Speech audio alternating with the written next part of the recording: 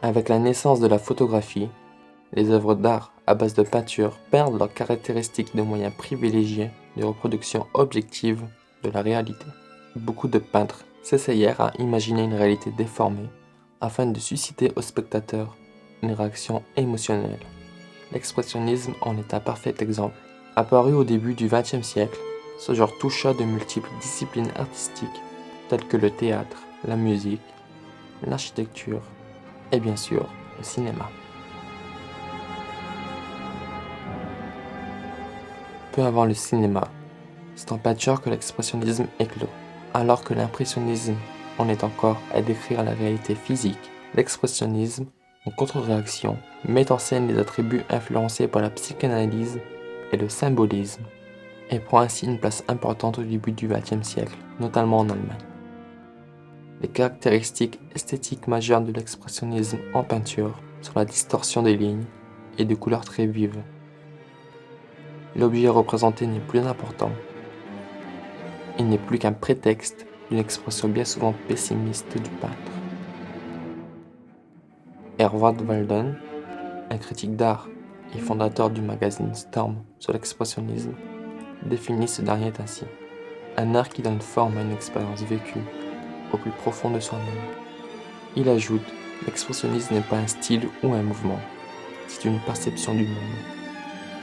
Rudolf Kurz, rédacteur en chef d'une revue artistique, donne une autre définition: l'expressionnisme n'est pas un genre artistique, mais l'expression d'une crise mondiale. Au théâtre, les personnages sont conçus comme des types abstraits et non comme des individus. Leurs actions ne sont pas motivées psychologiquement, les gestes des acteurs sont expressifs et non naturalistes. Le tout est accompagné par un jeu de lumière.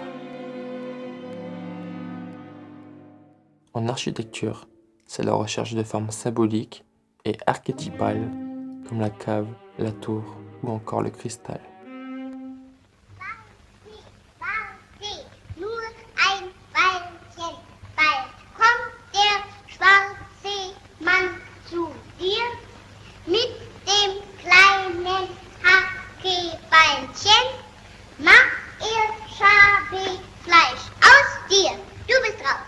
La discipline la plus marquée par l'expressionnisme en Allemagne est sans doute le cinéma, avec des réalisateurs comme Fritz Lang, Murnau ou encore Robert Wiener. Dans le cinéma, l'expressionnisme est considéré comme un mouvement d'avant-garde. Il a été fondé à Munich en 1910. Ihr solltet verfluchte Lied nicht singen, habe ich euch gesagt. Könnt ihr denn nicht hören?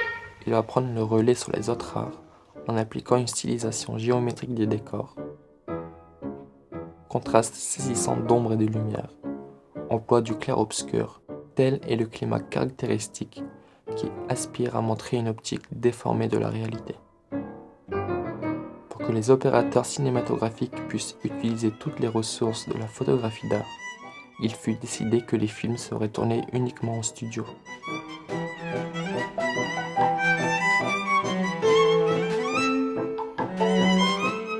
Le cinéma muet allemand est resté symboliquement associé à l'expressionnisme. De nombreux longs-métrages muets ont marqué ce mouvement, comme Nosferatu, Le cabinet du docteur Caligari ou encore Faust, une légende allemande. Quelques films postérieurs seront réalisés dans le même style lors du passage au cinéma sonore, comme M le maudit de Fritz Lang. So, jetzt kommt der Höfe dran. Ja, von 1 bis 88. Der nächste. Plus tard, d'autres cinéastes utiliseront des éléments de l'expressionnisme cinématographique, comme Hitchcock ou Orson Welles, tout en adoptant une esthétique beaucoup plus mûre et éloignée de l'excès théâtral. 196. Hauptstraße 89.